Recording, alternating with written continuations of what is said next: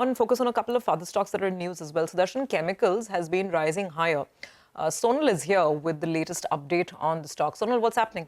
Well, there is an update which has come back in the global markets. One of the big players in the pigment space, which is Heubach GmbH, which is required to file for insolvency in the global markets, and they filed an application today to do just that.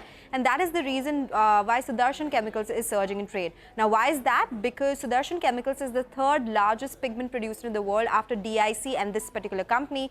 And if this company goes out for insolvency and if production is impacted, this would mean market share gains for Sudarshan Chemicals going ahead. This is as per a note by Centrum. They say it shall create a void in the interim period, the insolvency that is, and Sudarshan can strengthen its market presence across the export markets.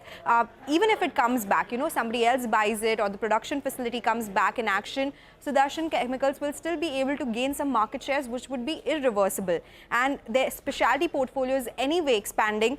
They have seen new products, validations, new product approvals. Their export growth has been very strong. So Centrum says this is a positive news for Sudarshan Chemicals. However, we've seen a big surge already in this stock. We'll have to see what happens with this particular company, what happens with the insolvency proceedings, and whether any production goes out of the market or not. So these are some monitorables going ahead. For now, the stock is cheering this news. Okay, all right. Got that, Sonal. Thanks very much for the details. 10% higher. So indeed, market excited about whether Sudarshan can make the most of this opportunity with one global competitor perhaps out of action. Let's move